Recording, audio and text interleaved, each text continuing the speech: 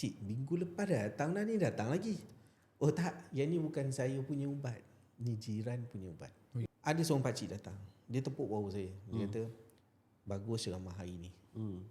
Saya tak pernah ada orang saya bagi ceramah, dia datang kat saya, bagus ceramah hari ni. Tak pernah.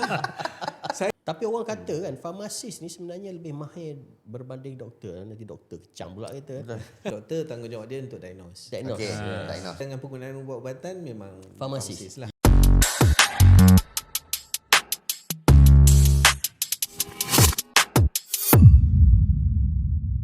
Okay, Assalamualaikum warahmatullahi wabarakatuh. Salam sejahtera.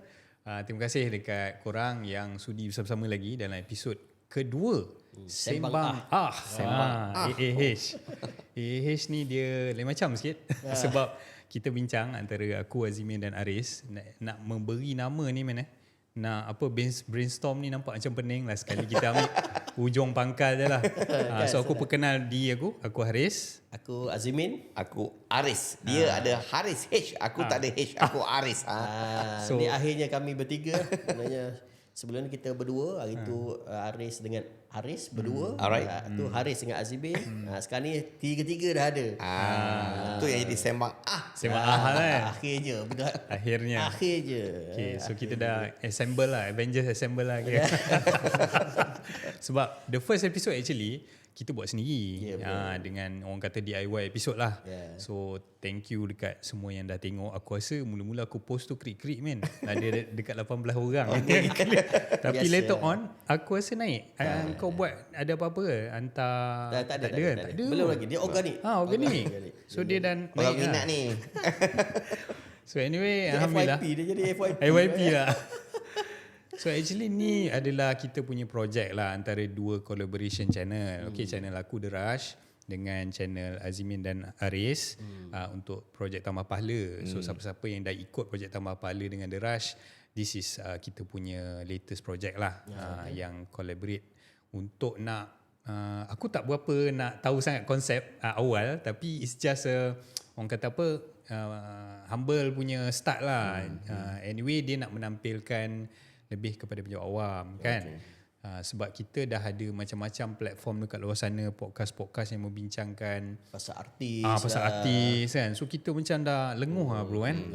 Dah orang kata apa, penat otak asyik dah tengok cerita artis. Why not kita nak sembang. Sebab kita nak jadikan dia sebagai referral juga kepada siapa-siapa yang nak jadi penjawat awam selepas ni, ataupun siapa-siapa yang sekarang ni bekerja di penjawat awam, dia nak tengok oh macam ni kerja dia. Kadang-kadang kan contoh macam aku kerja, ialah orang yang mentadbir, mungkin nak tahu apa latar ataupun di sebalik tabir pekerja sebagai engineer dan sebagainya.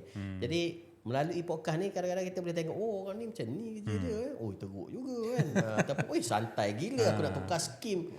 Ni yang kita nak cerita. Tapi tak adalah konsep dia kita nak sangat cerita pasal job scope secara detail, tapi kita nak tahu ada juga momen-momen yang best lah.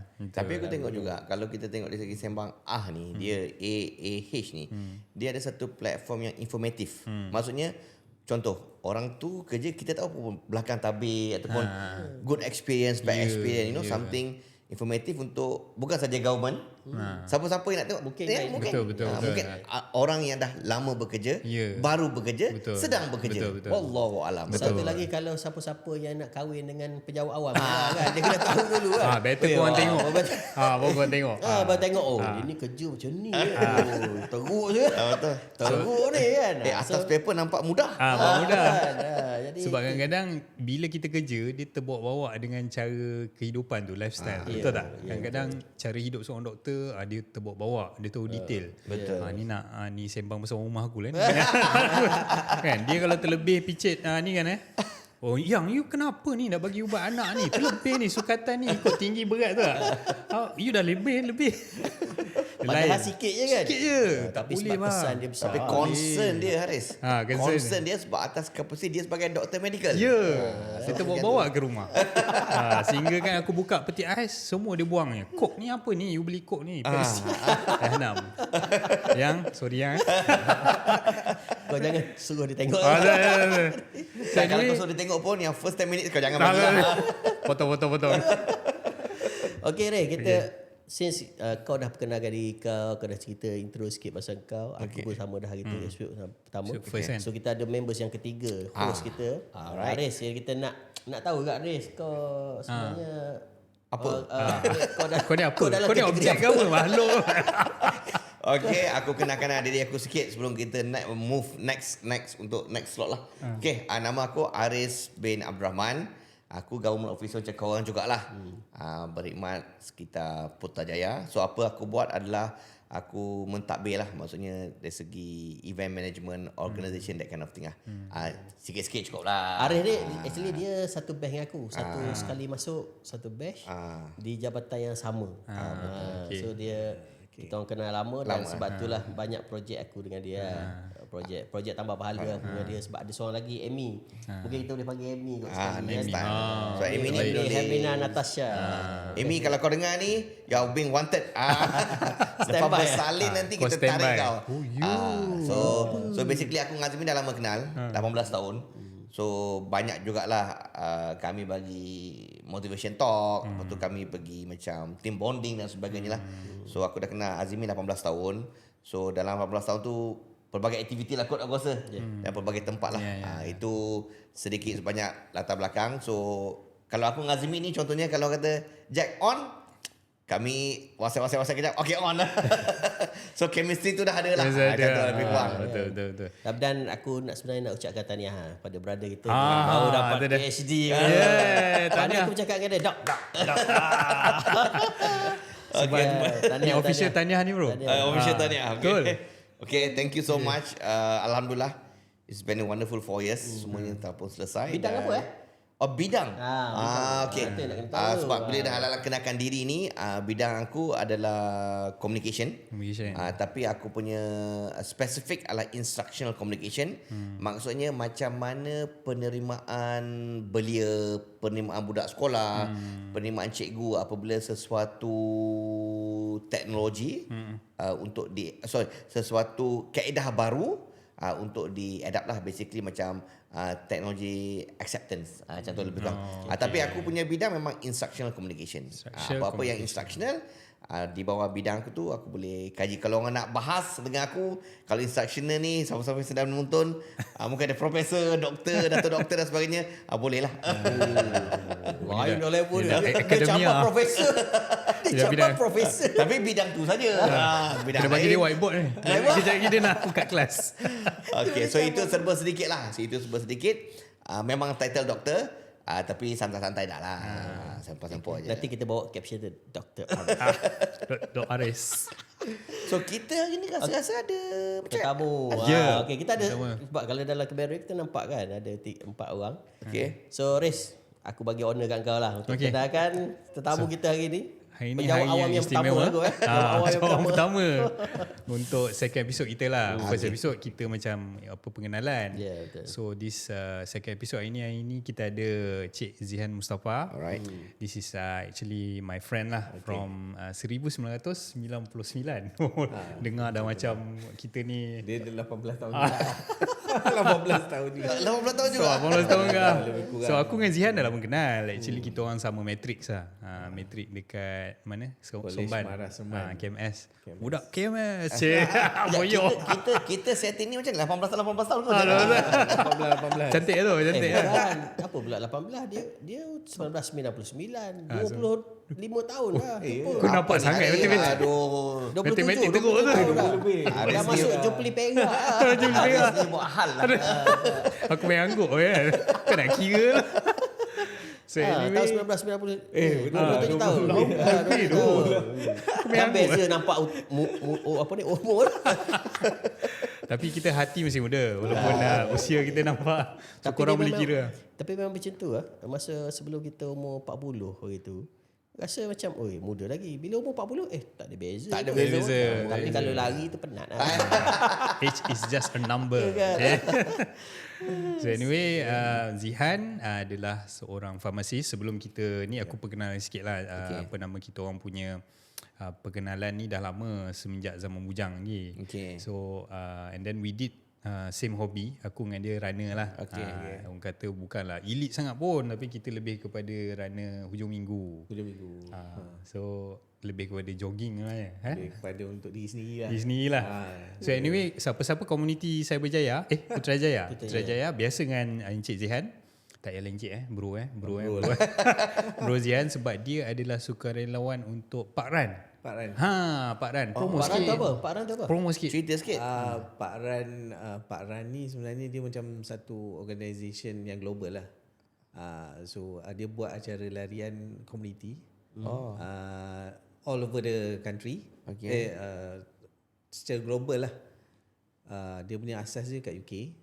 So sekarang ni dia memang setiap hari Sabtu 5 kilometers dia memang mula pagi lah. So all over the world. Serentak lah. Tapi mungkin beza Yelah, maksudnya beza dalam timing dia lah. 24 jam tu semua orang akan Dan dia setiap berlari. minggu. Dan untuk Malaysia the only one right now. Dia dah di persin 18. So maksudnya dia boleh tubuh lagi banyak. Boleh. Dia boleh tumbuh. community. Tapi dia banyak juga syarat yang dia kenakan lah. Terutama sekali bab keselamatan lah. Sebab memang diorang ni organisation yang pentingkan keselamatan. Dan juga mesti ada kebenaran. So maksudnya bila kita buat kat mana-mana tempat ni, mesti ada kebenaran owner of the land lah. Maksudnya kalau kita buat kat Persin 18, badanan memang bagi kita orang permit lah untuk kita buat aktiviti tu. So dia punya memang untuk setiap minggu untuk larian community, free for all, tapi organised by volunteer. Tapi yang paling best sekali juga, dia siap analisis termasuk sekali timing. Kalau ada individu yang rasa macam dia memang nak jadikan dia punya hujung minggu ni sebagai dia punya orang kata training untuk speed. Training untuk speed ke kan. Dia memang pergi sana lah sebab ada timing. Selalunya mungkin minggu biasa dia running biasa je. So hari tu dia kata nak test. So it's Park, P-A-R-K, Park, Taman. Pak Ran. So dia akan dapat orang kata bukanlah accreditation, maknanya pace kita tu diiktiraf lah. So Satu dunia tau.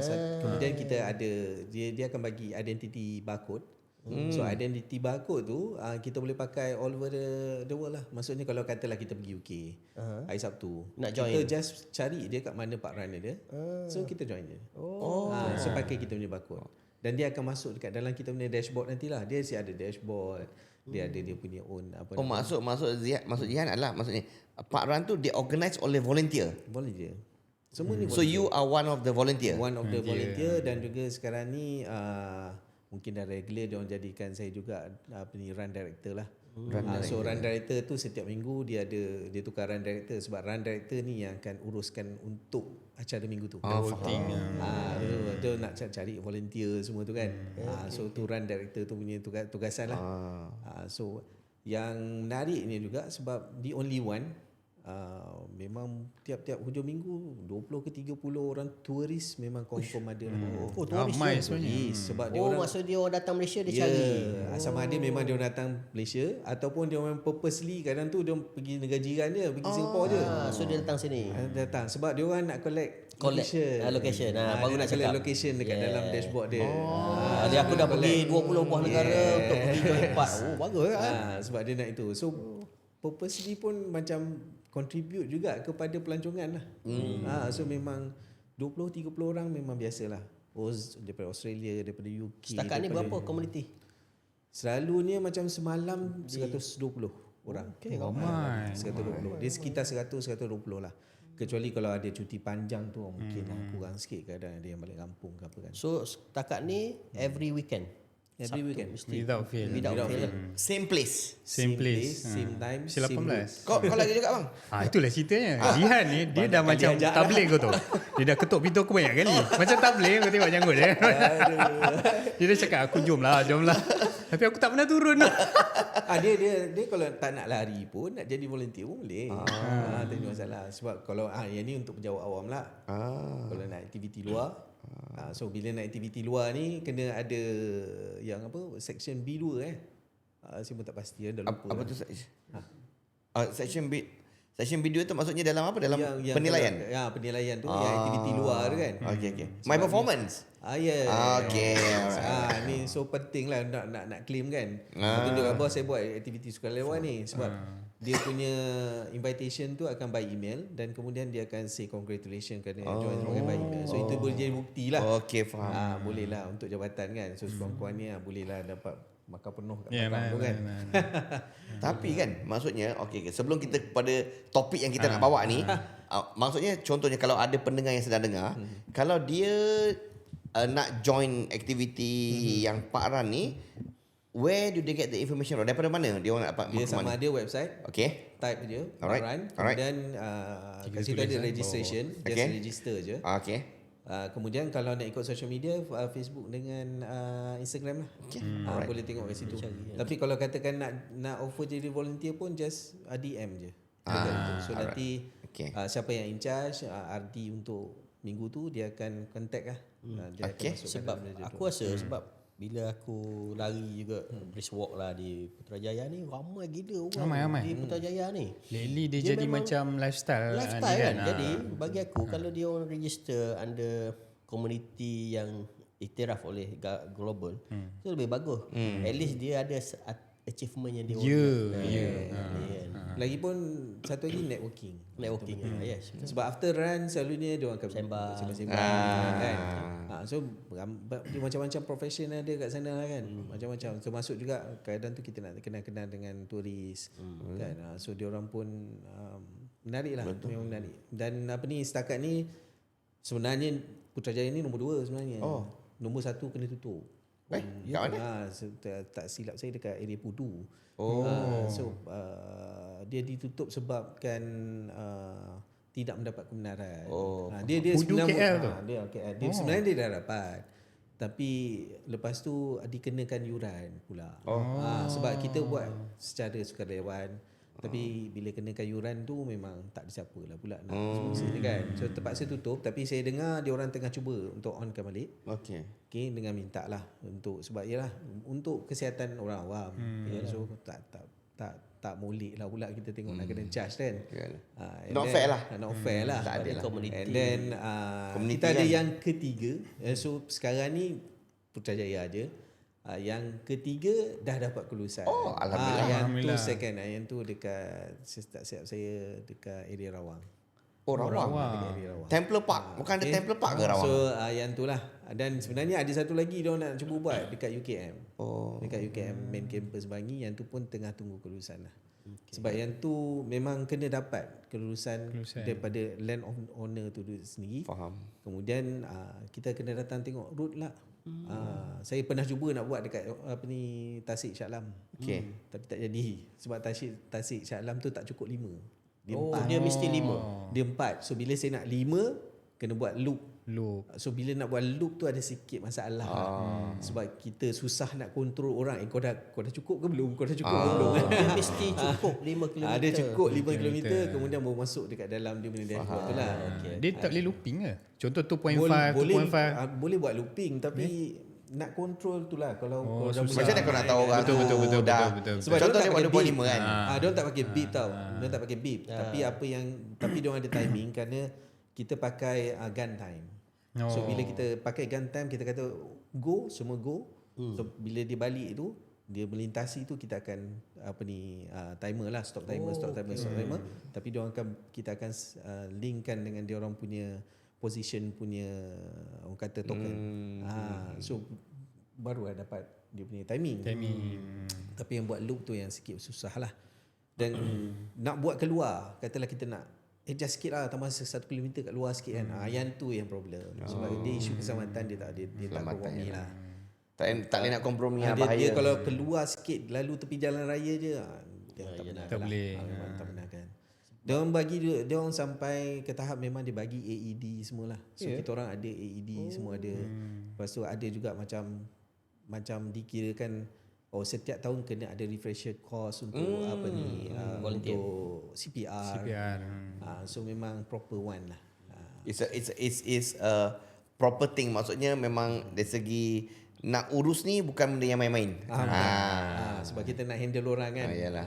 Takut ada kecelakaan, kemalangan. Menarik cerita dia. Okay, alright. Dia dah bagi kita ni kan, kita dah kena patah balik ke belakang. Tapi okey, good start. Kita memang nak biar ada satu benda yang Baru, menarik. baru. At least baru kita tahu dia balance. Sebab Yes. penjawab awam ni tak adalah cerita Tak asyik ada kecil. cerita macam kita. Macam kita pun, kita baru tahu Pak Ran hari ni. Okey, so kita nak tanyalah sebab Cik Zihan ni farmasis kan. So memang sebelum ni memang daripada kecil lagi kan nak jadi farmasi ni. Sebenarnya. Saya ingat dulu cikgu tanya dalam kelas nak jadi apa. Saya kata saya nak jadi Perdana Menteri. Oh, Gila. Boleh lagi. luar biasa ni. Luar biasa lah. Saya pun ni kan tengok macam mana. Orang lain semua nak jadi bomba, jadi polis kan. Tentera. kan. Macam mana boleh nak jadi Perdana Menteri gitu? Tapi lepas tu bila dah berusia sikit, dah masuk sekolah menengah, tengok tak payah. Lepas tu tak ada. Dia sampai lepas habis SPM tu barulah kita tengok memang kita pun ambil dalam bidang yang sains tulen kan. So 3 top yang ada adalah doktor gigi dan juga farmasi lah. Okey. Waktu tu gawat sebenarnya. Zaman gawat. Yalah 99 kan. Zaman SPM 97. 97. So memang nak keluar negara tu tak dapat waktu tu. betul. Memang tak dapat lah. So yang ada semua ni IPTA je. So bila dah ramai-ramai pun tak dapat, for flat semua membanjiri. Semua duduk kat sini membanjiri. So memang tempat pun terhad. So untuk perubatan tu sukarlah untuk dapat. Tapi memang mungkin dah takdir lah. Dah takdir dah pun. Saya pun sebenarnya ada satu masalah yang kita panggil sebagai vasovagal. Vasovagal ni maksudnya saya tak boleh tengok darah. Saya tak boleh tengok darah. Ataupun dulu kalau orang masuk jarum dalam badan saya, saya boleh pengsan je. Tak payah ambil darah, masuk jarum pun boleh pengsan. Sebab apa? Sebab takut ke apa? Dia memang ada satu keadaan yang memang dia memang itulah. scientific vasovagal situation. So menyebabkan kita anxiety terlebih. Lepas tu memang dia akan menyebabkan boleh sampai kepada pengsan. Boleh cerita sikit bila you tengok bila tengok darah apa berlaku? Apa yang berlaku dalam kepala you? Dia mula-mula tu dia benda tu suddenly macam datang, rasa anxiety tu rasa macam tak cukup darah, kita pula rasa tak cukup darah. Lepas tu kita rasa kita pening dan pingsan. Orang lain pun yang tak takut darah ni memang situasi dia macam tu lah. Lebih kurang lah. Vasovagal. Vasovagal. Vasovagal ni kadang-kadang kita pun tak tahu kita ada tau. Sampailah benda tu berlaku depan mata Sampai kita. jumpa darah. So kalau dulu saya nak ambil darah kan, kalau nak buat untuk orang kata rutin tiap-tiap tahun kena buat ni. Okey. Kalau nurses, Check up. kalau nurses dekat itu Cik Zian baring je lah Cik Zian. Sekarang kalau Cik Zian pingsan kita orang tak larat kan. Baring je lah. Terus siap-siap bagi siap baring je lah. Pada kalau pengsan biasa tu. Dan kalau pingsan tu dah kena baring. Pingsan je lah. Itu bukan pengsan, tidur terus. So saya rasa memang itulah dia. Memang so akhirnya ke farmasi lah. So farmasi. Maksudnya dulu dari segi nak jadi doktor tu, result tu memang cemerlang. Boleh dah. Boleh menjadikan doktor. Dan ni produk share MRSM. Berapa result SPM? SPM kita pakai grade 6 kot. 9. Oh, power. 9 dahsyat. Dan ni produk MRSM. Adik-adik sila jadi macam Abang Zihan. Okey. Ansara. Maksudnya dengan Okay. result tu nak jadi doktor tu no problem. Tapi sebab atas kapasiti tadi yang tak boleh tengok darah tu. Bukan saja itulah, tapi memang tempat pun tak ada pun. Tempat pun tak ada. Lah. Waktu tu memang budak-budak yang 4 flat semua ramai-ramai semua tak boleh keluar. So dia orang pun memang membanjiri. Memanglah 97, 98, 99. Macam saya pun 99, SPM 99 pun tak boleh pergi overseas. Tak boleh. Memang masa tu tengah gawat. Memang best kita memang tak boleh pergi overseas. Memang sebab tu bila semua budak pandai yang sepatut pergi overseas ni, dia tempat dia tu isi tempat kita yang tak berapa nak pandai ni. Kurang pandai. Tapi memang tak boleh lah pun kan. Jadi dengan kita pun takut darah ni kan susah. So barulah pergi ke farmasi. Mula ada offer untuk dental, tapi saya pula waktu tu macam malah nak tengok gigi orang. Mulut busuk. Tapi aku Masalah tengok gigi orang semua hidup bang. Tapi kalau fikir balik pula, sekarang ni bagus pula buat dental kan. Banyak Buat duit lah. Masyur. Tapi aku adore lah orang yang buat apa ni Dental. dentist ni kan. dia boleh tengok gigi orang. Yalah. Ya. Oh, dengar bau. Tak, bukan tu aja. Cara kerja terbalik tu. Ah, Kan, yes, gigi yes. orang dan tu Yelah, buat, yelah, pada opposite.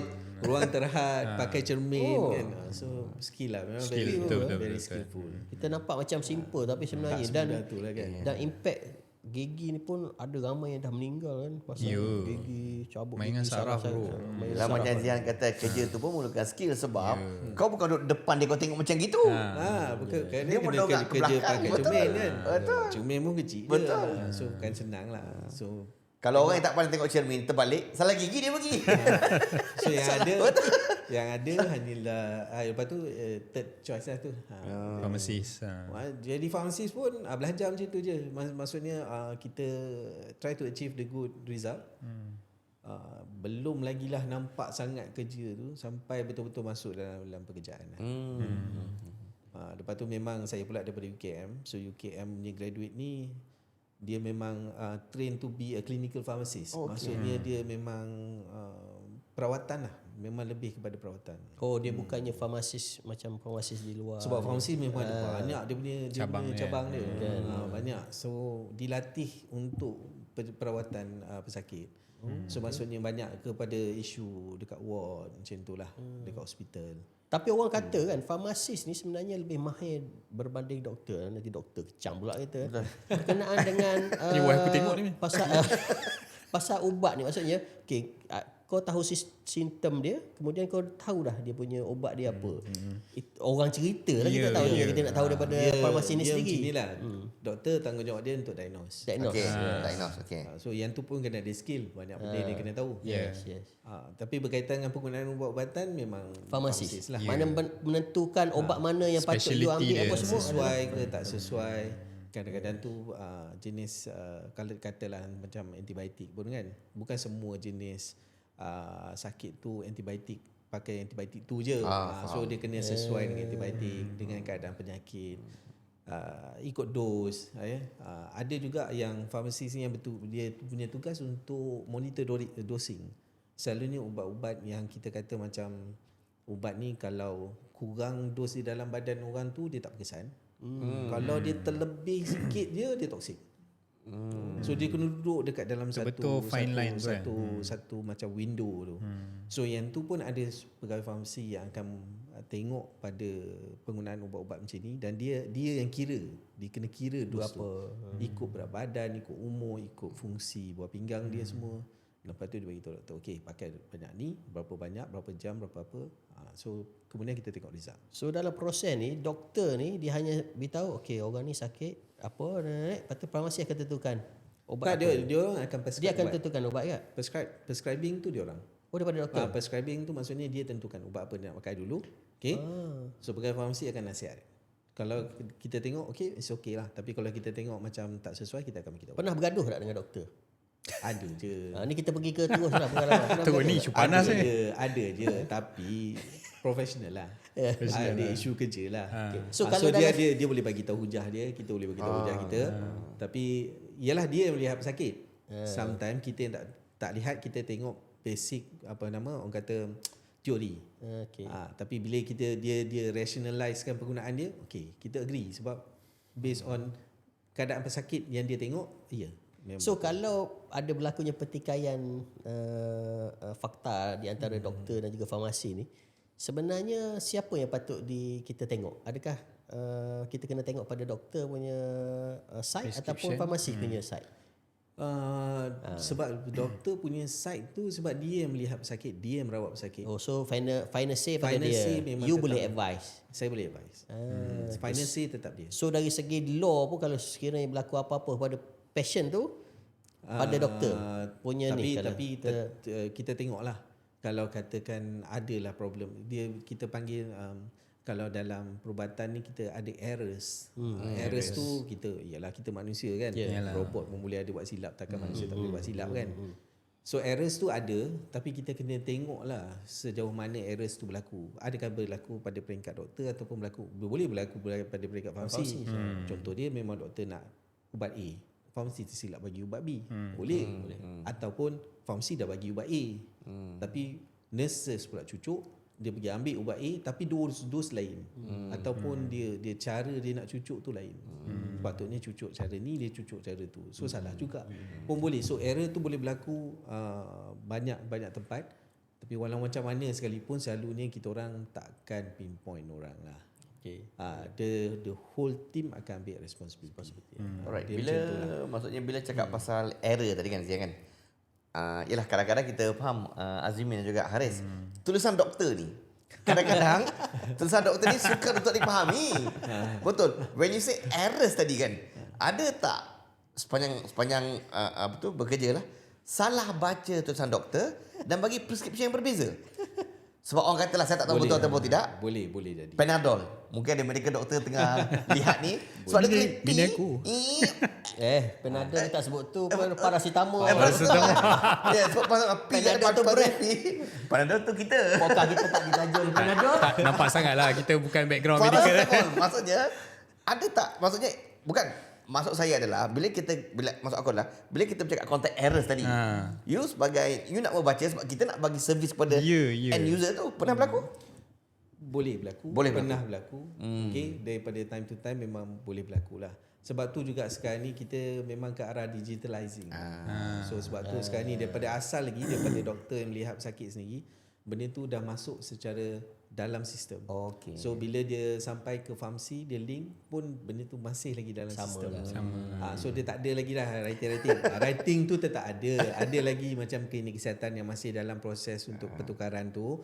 So masih lagi manual lah. Oh sekarang ni maknanya So dia ke arah KKM tu. dah ke arah mana medical card semua dalam tu. So kita tak payah lagi macam kita nak kurangkan errors yang macam tu lah. Supaya kecuali bila dah kat dalam tu pula. Tapi kalau kita tak check betul-betul pun boleh berlaku silap. Yang tu yang kita kena betulkan je lah. Yang dalam tu okay, dari segi dos mungkin tak sesuai, dari segi berat. Terutama kanak-kanak lah. Kanak-kanak dosing dia semua pakai berat je. So banyak pakai berat. So katakan dosing dia terlebih ke dan sebagainya. Yang tu memang kita kena betulkan dalam sistem lah. So ini So adalah dari segi tulisan tu kita memang nak kurangkan.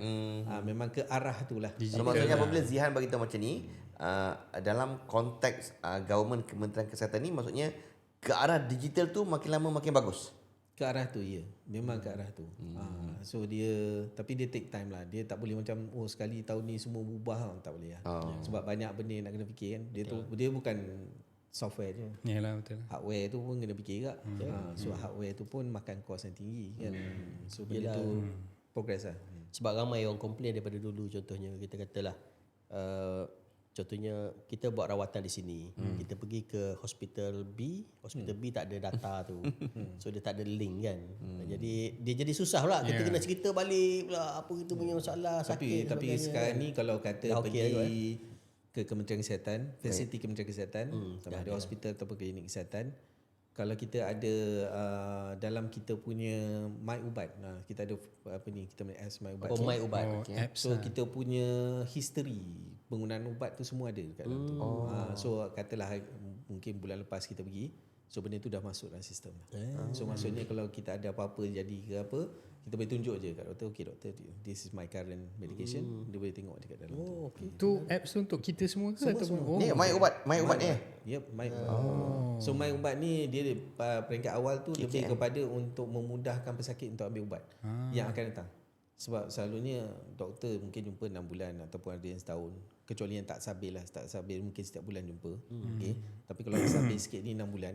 Tapi ambil ubatnya ke farmasi tu tiap-tiap bulan. So dia tak boleh, kita bukan pergi farmasi, doktor tulis 6 bulan, saya bagi 6 bulan. Tak macam tu. Okay. Saya bagi mungkin sebulan, paling lebih pun mungkin 2 bulan. Okay.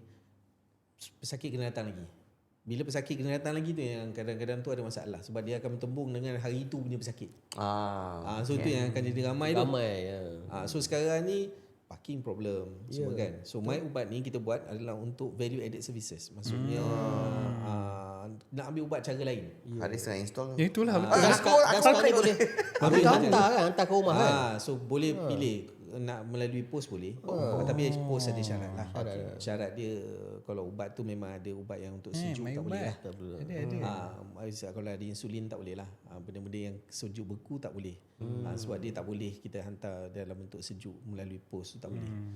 Tapi ada juga yang Kurier yang macam tu. Tapi yang tu bukan semua tempat dia. Ada yang boleh pula yang bawa, tapi itu bayaran lebih sikit lah. Sebab dia bawa sejuk kan.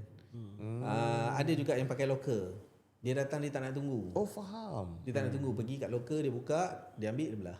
Oh, locker dia. Dalam tu dah ada, kita letak. Kita bagi tahu dah, okey, datang hari ni locker berapa dia, so dia macam-macam lah nama. Yang paling famous locker for you lah. Locker for you tu nama dia. Ada drive thru pun ada. Serius ah. Tapi semua ni kena buat ikut apps My Ubat. Ya, kena buat. So maksudnya kepada siapa-siapa yang sedang menonton podcast ni Sembang pada hari ni, kau kena tahu satu benda baru. My Ubat. Apps. App. So yang boleh apps ni download. basically oleh Kementerian Kesihatan dia untuk mempercepatkan proses, betul? Ya, untuk ambil ubat yang seterusnya. Ya. So tak payahlah nak, kalau dia memang nak tunggu ambil nombor, kita tak itulah. Itu keputusan masing-masing. Tapi kalau dia rasa okey dia nak cepat, dia nak drive thru pun boleh. Sebab tapi drive thru bukan semua facility ada lah. Ada drive thru yang mana kena tengok, sebab drive thru ni pula kena tengok laluan trafik, bangunan, kaunter kena sebelah kiri, kena ikut so benda-benda macam tu kena ada fasiliti yang sesuai lah. Contoh macam jemaah haji lah kan, yang baru pergi ni kan, dia ada prescription ubat tu kan. So ubat-ubat tu ada tak dalam ni? Dalam ubat My Ubat tak. Yang My Ubat ni memang untuk yang prescription biasalah. Even jemaah haji pun, jemaah haji dia akan ambil prescription tu. So dia akan dapat bekalan 2 bulan lah. Tapi dia kena tunjuk lah yang dia memang genuinely dapat tawaran untuk buat haji lah. Sebab kita akan bagi dia lebih kan. Macam itulah. Okay, pengalaman jadi farmasis ni, ada tak pengalaman yang paling seram? Seram kejap Paling lagi. seram. Kejap lagi. Aku nak seram je. Sebab hospital dia memang ada dengan seram. Kalau seram kita nak peluk pantat. Pengalaman yang apa kata yang paling best lah bila you jadi farmasi ni. Macam saya jadi pegawai takbir. Kita rasa macam momen tu memang seronok gila bila kita buat kerja tu, kita boleh happykan orang dan orang tu appreciate gila kan. Kita rasa macam meremang bulu roma, Allah nikmatnya. Bukan sekadar nikmat dapat gaji pada 25 bulan, tetapi nikmat kat situ. Dia bagi drive lah. Kan? So dia ada punya, tak dia punya ni kan? kenikmatan tu bila kita nampak apa yang kita buat tu, pesakit tu nampak dia punya progress yang lebih bagus lah. Dia ada banyak platform lah. Contoh dia macam even saya bagi ubat dekat kaunter pun. Okay. Kadang-kadang tu nasihat simple kita tu pesakit ambil serius. So dia buat, dia ikut. Okey, lepas tu bila dia datang balik dia sendiri bagi tahu, ataupun saya sendiri pun boleh tengok dekat dalam sistem sama ada dia punya progress bagus ataupun tak kan. Itu antara dia. Selain daripada tu ada juga yang kita rasa kita concern. Kita tengok macam kadang doktor sendiri yang rasa macam kita dah bagi all out dah ni, tapi pesakit ni nampak macam tak okey lagi. So dia akan cakap, okay Zian, why not pergi ke rumah dia, pergi tengok apa jadi. Boleh sampai pergi rumah? Pergi. Kita pergi. So kita pergi rumah. So bila kita pergi rumah, dia dah lain cerita lah. Masa tu lah kita tahu sama ada dia makan ubat, kita makan ubat. Kadang-kadang tu benda simple je. Cara simpan ubat salah pun menyebabkan ubat tu sebenarnya tak berkesan dekat rumah. Contoh simple je, insulin. Insulin tu kita cakap simpan dalam peti sejuk, tapi dia pergi simpan tempat buat ais. Dah rosak dah benda tu. Walaupun dia kata saya bila nak pakai saya letaklah kat luar, dia dah cair barulah saya pakai balik. Dia tak boleh macam tu. Once beku rosak dah. Sebab tu kadang tu dia cucuk insulin tu tapi tak berkesan. Contoh dia macam tu. So kita ubah sikit je. Pergi sana kita ubahkan benda tu balik, dia ikut cara dia yang seperti biasa ni. Jadi ubat tu dah ada penjagaan yang betul, kita boleh nampak hasil yang baik. Ubat ada expiry date? Ada.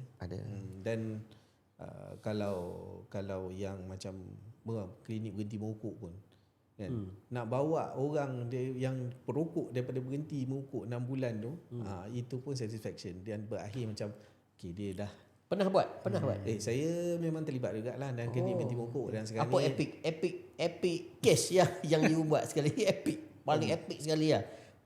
mungkin 3 kotak sehari, 5 kotak sehari ke. Banyak, memang banyak yang macam tu. 3 kotak, 4 kotak sehari yang dia buat akhir dengan memang total lah dia berhenti selepas 6 bulan. Alhamdulillah. Tapi dengan cara rawatan yang kita bagilah, sama ada kita bagi rawatan ataupun kalau dia bukan ketagihan yang teruk, kadang-kadang tu kita tak mulakan pun dengan rawatan.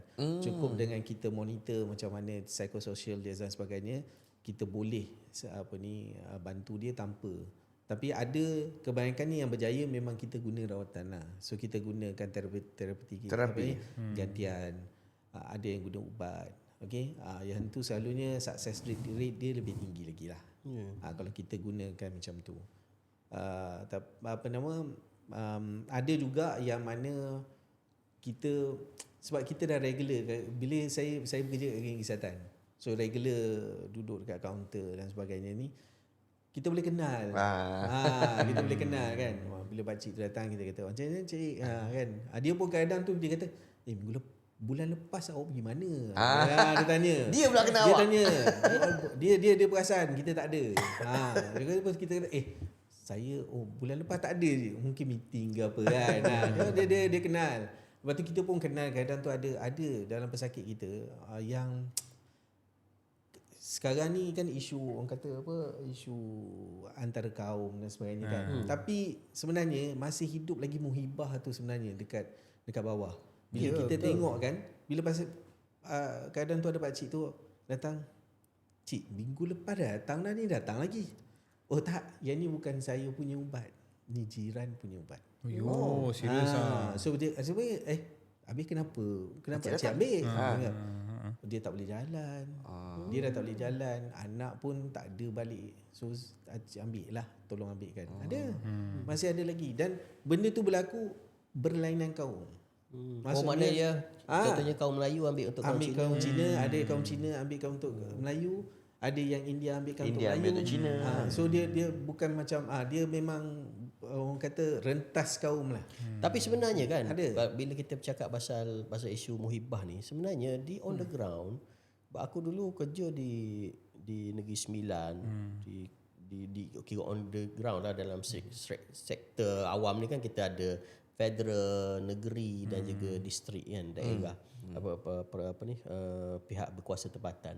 Kita boleh nampak tau sebenarnya di bawah ni harmoni je sebenarnya. Memang harmoni. Cuma yang menjadikan dia bergebu-gebu isu kekurangan muhibah punya spirit ni adalah disebabkan oleh ada pihak yang mengapikan jadikan satu isu. Sebenarnya tak ada pun. Tak ada. Kita boleh duduk sebelah macam aku dulu di Seremban, kiri kanan aku Cina, depan India, okey je, tak ada isu. Tak ada isu. Dia orang memang respect kita. Kita nak buat kenduri pun okey, kita beritahu dia okey, respect. Dia okey, no problem. Dan dia nak buat kenduri pun okey. Jadi tak ada isu sebenarnya. Cuma kita ada certain case tu kita terus labelkan okey. Ni label kan. Bila dia label lebih, tu yang jadi dia masalah. mungkin lebih kepada individual lah. Tapi kalau dari segi masyarakat tu masih ada lagi lah. Sebab macam tempat saya ni macam dia nak katakan semua Melayu tak. So dia macam taburan dia tu lebih kurang sama lah. Sebab tu kita boleh nampak benda-benda macam tu kan. So kita pun jadi petugas, kita happy. Sebab kita tahu juga bahawa benda ni masih hidup lagi kat bawah. Okay, nilai murni ni masih hidup lagi. Dan juga nak tolong ambilkan ubat ni pun satu benda yang Saya nampak macam ni apabila jiran tadi, contohnya jiran tu berbilang kaum atau apa saja. Tapi sebagai seorang jiran, dia nak datang untuk ambil ubat. You doing a favor untuk orang lain.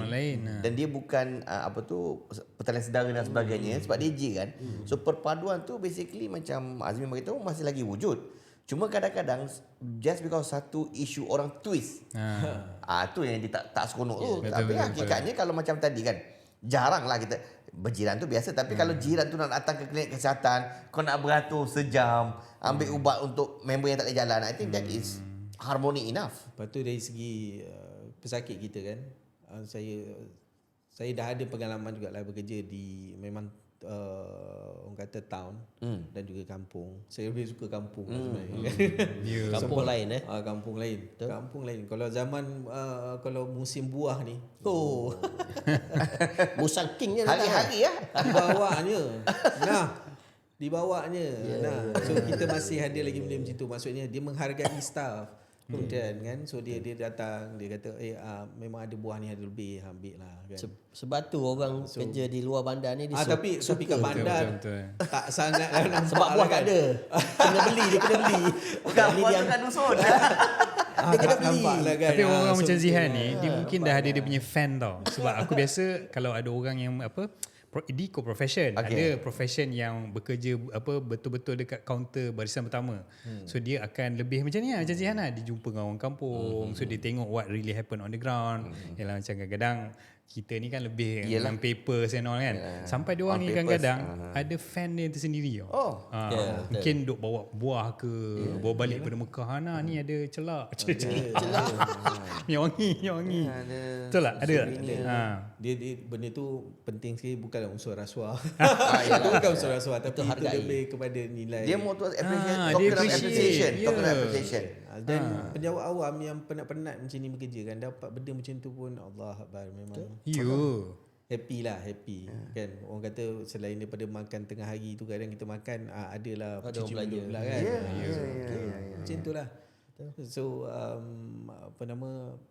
itu antara yang seronoknya lah kerja dekat Motivasi lah. Sebab dia gini, dalam thread lah duduk bercerita kan pasal sekarang ni tengah famous thread lah. Thread memang nak throw apa saja boleh berlaku kan. Tempat troll. Sebab tu dia sebab dia cerita pejabat awam ni duduk kat kampung rasa macam besar diri lah, nak suruh orang layan lah dan sebagainya. Sebenarnya dia bukan macam tu situasi dia. Kita pun sebenarnya kan, kalau saya dulu duduk pergi turun ke bawah dan sebagainya, orang layan macam tu kita pun rasa segan. Tak payahlah segan, tak payah cik.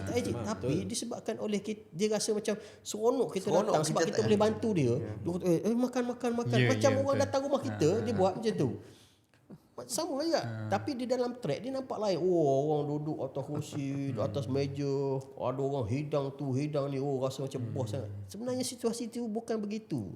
Situasi dia adalah kita ni datang nak tolong, tapi dia orang appreciate seorang pegawai kerajaan datang untuk tolong, untuk selesaikan masalah dia. Dan dia bukanlah dia merajakan kita, tidak. Dia rasa macam terharu dengan tindakan kita nak tolong. sebab kan? macam yang saya kata, yang kita buat perkhidmatan ke rumah tu, kita pergi home medication review tu kan.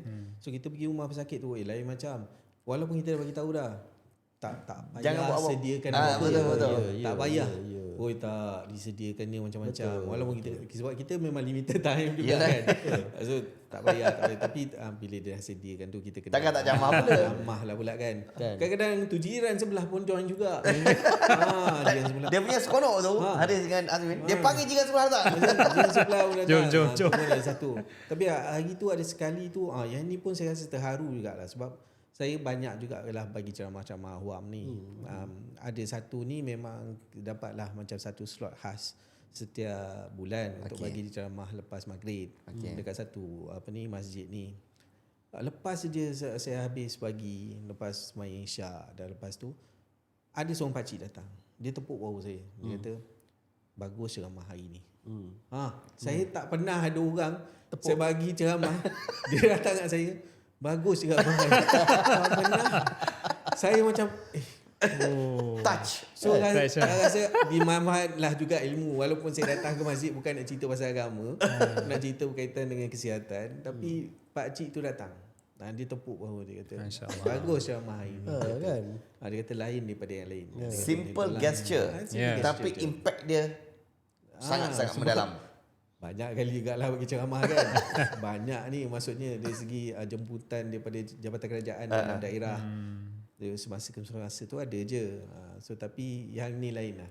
So memang touch lah yang tu. Kan? Itu yang makin kerap nak buat ceramah hari kan, nak dapat tu. Bantuan orang awam ni kan, kalau kita bagi peluang pada dia, memang dia orang boleh sangat membantu kita banyak benda. Saya ada seorang yang, kalau dalam program farmasi ni, kita ada satu program yang kita panggil Duta Kenali Ubat Anda tau. Duta Kenali Ubat Anda. So Duta Kenali Ubat Anda ni kita tak ada, bila kita nak pergi ke ground nak sampaikan information, kalau pegawai lah yang pergi, mana dia kenal komuniti tu semua. So kita kena agent, kita kena ada agent dalam komuniti yang bawa kita. So saya ada masa first saya punya posting dulu dekat Kuala Langat, pejabat kesihatan daerah Kuala Langat. Seorang pakcik ni lah Saya rasa dia lah kalau saya nak label sebagai duta pertama dekat dalam Malaysia ni, duta untuk farmasi ni.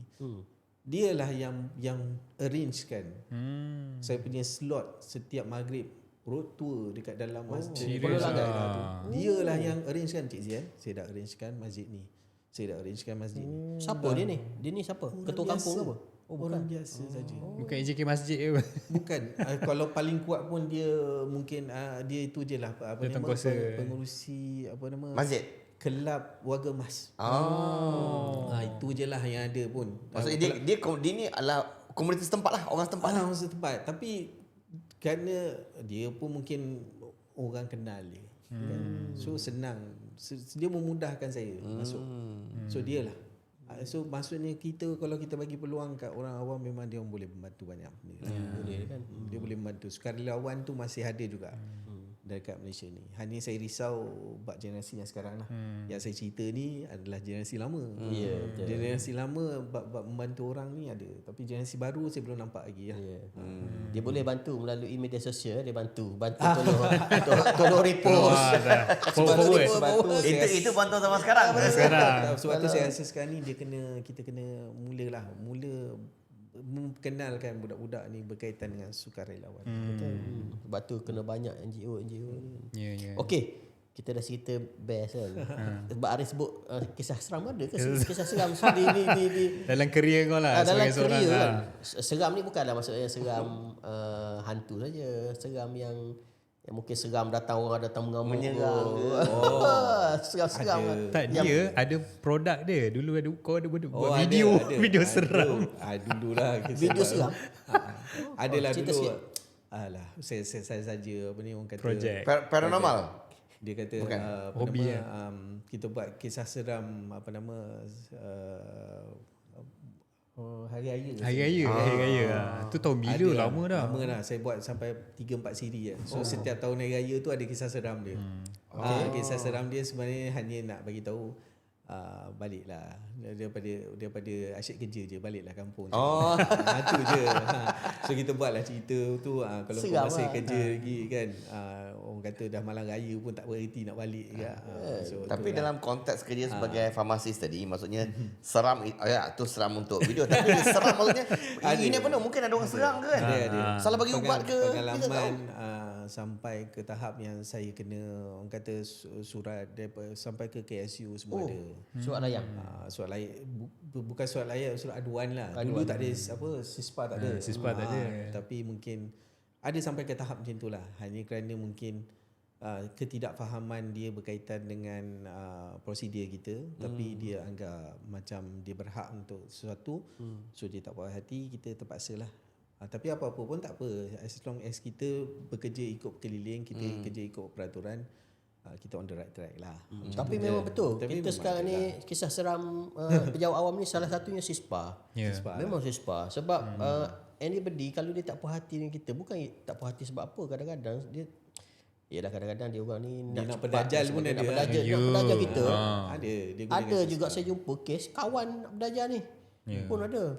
So bila ada kes SISPA, benda tu silap-silap boleh kalau tak kena dengan Di admin kena tengok lah sama ada benda tu berasas atau tak. Betul. Kalau tak berasas tu mungkin perkara basic dulu pergi pada technical lah. Contoh dia macam kalau daripada account yang memang fake account, tak payah layan. Iyalah. Surat layang So ke kalau apa berani dia kena berani dengan IC number yang betul, email yang betul. Itu berani buat aduan. Kalau buat aduan tapi nampak macam tu macam tak berasas, mungkin boleh buat siasatan, tapi tengoklah sejauh mana NFA benda tu lah ada kot, kan. mungkin lah. Bergantung pada situasi. Bergantung pada situasi lah. So sama juga saya ada pengalaman yang dekat hospital besar, macam mana perangai pesakit ni, yang mana yang ada yang orang kata out sikit ni kan. Dan juga ada juga yang out juga dekat apa ni, kampung-kampung pun ada juga. Okey. Kalau dulu apa nama, ada je yang dekat kaunter, sebab kalau kita dah jadi senior ni, so mungkin staff anak buah kita lah yang dekat kaunter. Ada masa kita kat kaunter, tapi selalunya kalau kita kat kaunter ni kita tak kena pula benda macam tu, yang kenanya anak-anak buah kita. Kan ada yang sampai kena ludah pun ada. Ada yang tahap orang kata tak puas hati, dia ambilnya apa nama payung dia jolok ni pun ada. So pun ada juga kes-kes yang macam tu. Selalu kes macam tu kita panggil security je lah. Itu dah kes yang teruk lah. Selain daripada tu kes-kes yang macam biasa lah, awak kenal saya siapa? Yang tu biasa, awak kenal saya siapa? Itu ayat dia sama. Kabel. Kalau dia Saya driver dia cakap kepada sekian-sekian. Yo, driver kalau cakap macam tu, awak balas apa? Kau balas apa?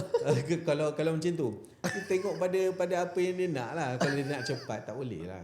Nak potong Sebabnya saya ada juga. Potong queue. Saya ada juga yang memang kita boleh nampak kereta dia kat luar dengan memang orang kata pejabat awam peringkat tertinggi. Kita pun tengok dekat ruang menunggu dia sedang duduk dan ditunggu nombor seperti biasa. So dia tidak pun meminta pun untuk dilayan juga yang dilayan macam tu. Dia prescription dia memang tulis Datuk ke Tan Sri ke. Tapi dia tak pernah buat perangai macam tu. Walaupun kita tahu dia memang ada driver dia tunggu kat luar, dia duduk. Kalau dia kena tunggu, dia baca surat khabar, baca surat khabar. Sebab di hospital dengan klinik ni kita tak ada golden launch, tak ada. Tak ada bang. Tak ada reach point, tak ada. Tak ada kan. Maksudnya okey duduklah macam biasa lah. Kalau yang macam tu kita kadang tu kita tetap tak layan lah. Kita tetap pada tu semua kita layan sama je.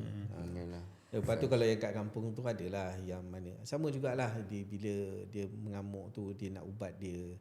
Kan kita tengok pada keadaan macam mana lah, situasi macam mana. Sebab ada yang memang kadang-kadang tu genuine lah. Genuine macam kita kena faham bahawa dia tak boleh datang tu sebab memang terhad sangat lah. Mungkin jauh, lepas tu memang tak ada anak-anak dan sebagainya nak bantu. Transport masalah. So kita pun tak nak itulah. Kita sejauh mana kita boleh bantu, kita bantu.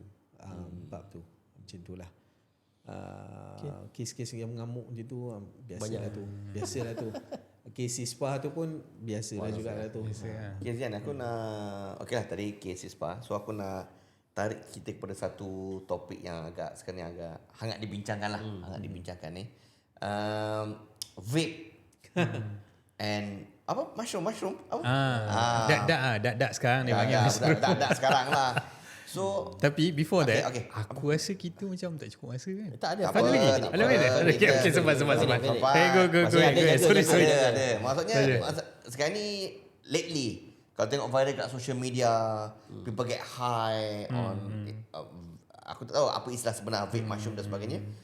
Anything nak describe what is it? Bahayanya benda itu, things like that, nak educate kita punya orang yang sedang menonton ni. Sebab lately too many videos spreading around. Betul. Yes. So Steam, yang tu comments. yang ni memang satu benda yang merisaukan kita orang lah. Sebabnya kita orang dah bersuara since daripada tu 2015. Tapi kita orang tak nak cerita sangat dekat orang awam, tapi kita lebih cerita kepada yang pengubal dasar berkaitan dengan vape ni. Device tu yang berbahaya. The device tu. Cecair tu datang kemudian. Device tu adalah device yang boleh kita gunakan untuk bawa masuk dadah ke dalam badan. Berupaya. Satu ketika dulu nak bawa masuk dadah macam mana? Inject kan. Isap, sedut. So benda tu rasa-rasa budak-budak berani try tak? Tak. Tapi vape budak benda ni senang nak try, senang boleh kita sedut je benda tu. So the device tu yang bahaya sebab apa sahaja bahan yang boleh larut dalam cecair tu boleh guna device itu untuk bawa masuk dalam badan kita, yang mana benda tu berlaku pertukaran masuk ke dalam darah tu dekat paru-paru lah. Sebab tu sekarang ni vape apa-apa pun memang kerosakan yang setakat yang kita nampak sekarang ni yang paling ketara adalah berkaitan dengan cederaan paru-paru lah. Tapi yang berkaitan dengan mushroom tu tadi. So mushroom ni dia orang kata fungi jenis cendawan lah. Dia hasilkan satu bahan psikoaktif, nama dia psikolabin. So yang ni dia memang kalau dalam jadual racun dia memang psikoaktif. So maksudnya benda tu memang boleh mempengaruhi orang dari segi yang tadi neurologik dia dan psikotik dia. Hanya benda tu sekarang ni dimomokkanlah benda tu sebenarnya. Saya terpaksa kata momok lah. Sebabnya nampak mushroom. Nampak macam kalau saya kata ganja. Mana yang kita rasa menggelabah sikit? Ganja ke mushroom? Ganja lah kan. So sekarang ni untuk dia mengaburi apa yang perkara sebenarnya yang berlaku adalah yang dikatakan mushroom tu setakat daripada informasi daripada Pusat Racun Negara yang mana dia buat sampel dan dia uji dalam amal, dia tak jumpa pun yang dikatakan mushroom tu. Barang yang mushroom tapi tak jumpa mushroom. Dia terminologi dia, nama dia tukar, dia camouflage. Tapi dia jumpa apa? Ganja. Dia jumpa synthetic cannabis. Maksudnya lagi teruk. Lagi teruk daripada ganja. Daripada tu. So sekarang ni dia menggunakan mushroom tu hanya macam untuk mengaburi budak-budak ni. Okey. Macam okey. Alah, kita So boleh jadi mushroom je. Traditional. traditional kita ambil macam mushroom herbs lah. Tapi tak, dia ambil sebenarnya ada synthetic cannabis. Dia setiap sampel yang dia check Sama. setakat hari ni. Dia tak jumpa lagi yang the real mushroom dekat dalam tu. Yang dia jumpa semua ni adalah synthetic cannabis. Itu daripada Pusat Racun Negara lah. Maksudnya dia sangat membahayakan kepada generasi zaman Ya, sekarang. sebab dia bermula juga kan bila kita tengok gambar-gambar video-video ni yang sampai sawan tu, kita pun macam ni bukannya kesan daripada mushroom ni. Mesti ada benda lain ni. So itu yang membawa kepada Pusat Racun ni untuk buat, untuk check, untuk semak bahawa memang bukan. Dia adalah synthetic cannabis. Tapi sekarang ni bukan saja synthetic cannabis tu, dia ada macam-macam benda lagi. Dan benda tu sebenarnya kita dah tahu since 2015 sebab benda tu berlaku dekat US. Benda tu berlaku dekat US. Kita dah tahu tapi kita risau benda tu boleh sampai. Tapi kerisauan tu kita tahu bahawa memang akan jadi kalau kita tak larang. Okay. So akhirnya kita dah jadi. nampak, dah jadi. So yang lagi satu selain daripada tu yang kita panggil K-pot. So kita ada K-pot ataupun dia panggil satu lagi saya dah lupa nama dia. Tapi bahan yang ada dalam tu adalah yang kita panggil sebagai etomidate. So etomidate tu sebenarnya kita punya perubatan pakai. Okey, kita punya NS pakai NS pakai untuk tujuan sedatif orang nak buat operation. Okey. Pada dos yang betul lah, pada dia NS pun kena ada bila buat operation. Dia bukan boleh tucuk orang tu dia balik. Sembrono kan. Tak, dia kena duduk, kena kawal, kena itu. Tapi sekarang ni benda tu kan saya kata apa saja boleh larut dalam cecair. So benda tu telah dimasukkan dalam cecair vape tu yang kita panggil sebagai K-pot tu. So benda ni sekarang ni bila sedut dia akan seolah-olah macam hilang hallucination dia berlaku hallucination, kemudian dia hilang kata dia tak sedar lah apa yang berlaku. Dan kemudian kalau teruk sangat boleh sampai kepada tahap dia akan efek jantung semualah. Okey.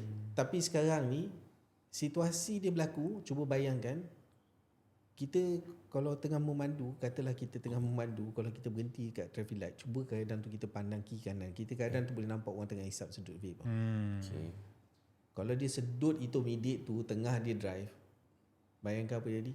Itu antara benda yang kita dah nampak sebenarnya dekat dalam beberapa dashcam punya video. Tapi kita tak boleh nak kata ni confirm lah, tapi kita boleh nampak macam seolah-olah macam micro sleep. Ya betul. Kan macam tiba-tiba kau tak nampak ke orang dah berhenti kat depan tu, boom lah kau. Ataupun kita nampak dia ke tepi tiba-tiba boom lah kau. Ataupun yang memang ada kantor itu yang buka pintu tangan, nampak dia pun tengah macam ni hayal dan sebagainya kan.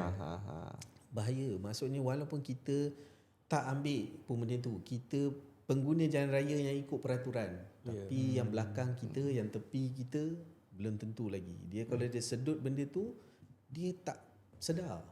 Ada satu video yang latest baru adalah seorang budak dia naik motor, dia kat traffic light. Pernah korang tengok kot. Dia hayal betul, dia bawa motor slow. Last sekali dia pergi langgar ni. Tapi tak kuat lah dia. Tapi orang dah tegur dah masa tu. Kau ambil ni je, kau ambil ni kan. Tapi kita tak tahulah apa benda ni. Tapi simptom dia lebih kurang sama So lah. saya rasa juga mungkin dari segi siasatan kes-kes accident lepas ni kena lebih mendalam. Lebih mendalam. Pergi tengok. Maksudnya pergi tengok lah benda tu kan. Sebab dan benda-benda macam ni kita tak boleh macam macam ni dia memang kena ambil sel kena ambil darah ataupun kena ambil urin baru kita boleh nampak lah. Okey, menarik. Sayang sekali kita dah kesuntukan masa untuk Mencemburui. saya ingat kita boleh panggil Jihan ni untuk Episode. part 2 Aku rasa bukan part 2, part 3, part 4 tak habis ni.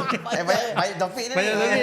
Sebab tadi kita dah cerita pasal latar dia, mungkin kita spesifik tajuk yang ni. Tapi Sign insyaAllah kalau kontrak you terus all lah. berminat, komen Sign juga. kontrak. Ini Satu season ni tu. kita tak cerita lagi berkaitan dengan apa nama petugas haji. Ya.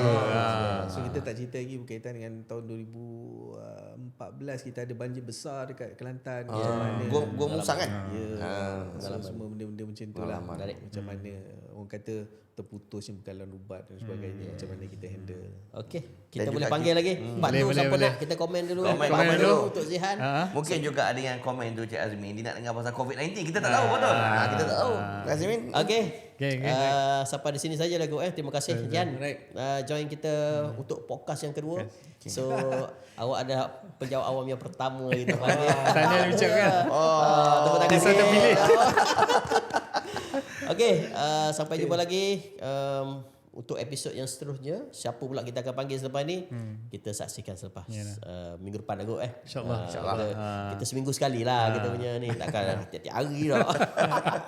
Okey, assalamualaikum warahmatullahi taala wabarakatuh. Assalamualaikum warahmatullahi wabarakatuh.